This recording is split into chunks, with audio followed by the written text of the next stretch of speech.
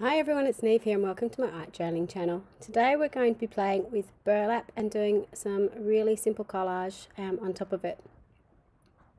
So I'm starting off in the blue Dina Wakley journal, and the burlap in this journal is slightly lighter, so it's more of a white colour than it is in the original journal, which is more brown. So it takes stenciling really well. Both do, but it just pops more on these pages. So I'm going in with the new, I think it's called Mantras, a stencil from Dina Wakley. She just released in August. And with some black gesso, I'm just stenciling all over the background. Now I've actually chosen to put the stencil off to one side because I wanted to balance up this page by having some figures on the other side. So I did actually kind of have a plan of how I was going to do this. I also wanted the text to go the whole way down the page, so I just continued on with the stencil, and it just happened that it fits in an extra 2 lines of this stencil perfectly, which is really great. So once I'd finished stenciling, it dries really quickly because it gets absorbed into the fibre of the burlap. So I'm stamping out these new scribbly face figures. These are from the new Change stamp set as well from Dina Wakley, and I just adore them. They just really appeal to me. They're so sketchy and they've got so much emotion on their faces. I wish I could draw like that. So I'm really glad that there's stamps that I can use to help me do this. So I'm just stamping out onto some cardboard and then cutting them out. I've deliberately stamped them further up the page because I actually wanted to cut out some bodies for these as well. And I've cut them out at 3 different heights because I wanted obviously 3 different heights of figures to have on my page, so they sort of overlapped each other a little bit. When I've finished cutting them out, I'm then going to add some clothing to my figures. So one of the reasons I really love these little stamped images too is because they're really easy to fussy cut around. You don't have to worry about hair or whatever, so it works out really well. So I'm just kind of working out my placement on the page, how I wanted them all to sit. And it took me a little while to sort of work out what I wanted to do. I ended up going with this layout. I kind of wish I'd gone with the odd heights in the end, but this sort of fed down, so your eye was kind of drawn back to that writing in the background, which I wanted to have as well. So once I've cut them to size, I'm then going to get out the new Dina Wakley More Words tissue. So I love text, obviously. If you've followed my channel for a while, most of my work has text in it some way, shape or form on the page. So just adding more random text to my pages I really love.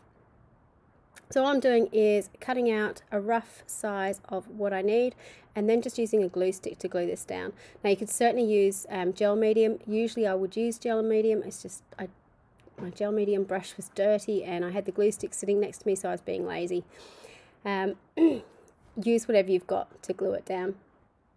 You can see I'm just grabbing a pencil to help me sketch out a little bit of a curve up the top as well. So again, you can get as creative as you want with this to work out how you're going to fit this on. If I wanted to, you could probably play around with, you know, cutting out a collar and all sorts, but I wanted these to be fairly simple in the long run. Can't think of my words tonight.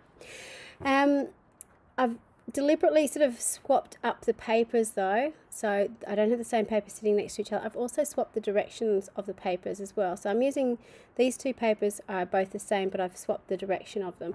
So I've done that deliberately so that it looks like there are different design elements on the page. So it's a really easy way, if you've only got one thing, to make it look different on different pages. So this is a trick I found when I was doing something else with one of these faces. I really loved it. I'm just using my Stabilo oil pencil. I'm just doing some really quick sketchy lines over the image, and then I'm going to water activate it and just let it bleed out and do what it wants to do. And it looks like I've done this beautiful ink wash over the top with very little effort whatsoever. I'm also going down around the edges of the body to darken up the edges too. So just with a wet brush, I'm just going in, and you can see that line sort of just bleeding out somewhat. So Stabilo oil pencil is a water soluble pencil, so any water soluble pencil will work. I just find the Stabilo, it's just this beautiful, as soon as you touch it with water, you get this beautiful inky black line float out from it. So it's a winner for me. The only thing you do need to be careful of, which was a little bit frustrating when I was doing this, is because the paper or the cardboard I've used, it obviously isn't watercolor paper. It's just a sort of good quality regular cardboard.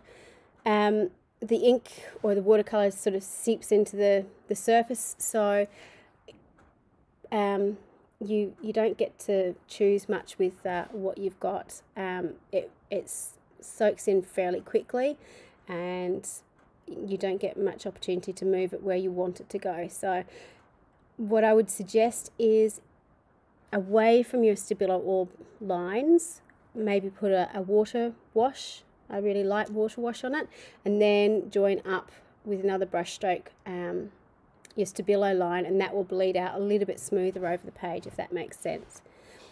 So I've got my 3 figures on my page. I decided I want just a little bit of colour. This is something I do with a lot of my figures, is just get the little washi heights, again this Dina Wakley washi, and just add those onto it.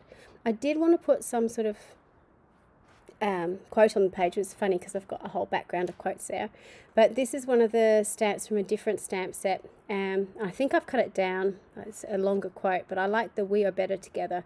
I thought it worked out well with the 3 little figures, so I've just inked the edge just to darken it off a little bit, and then I'm gluing it down onto my page. The last thing I'm doing is just putting a little bit of Stabilo again around the outside of my quote and water activating it to act as a shadow on my page. So that's it. Really, really quick and easy page.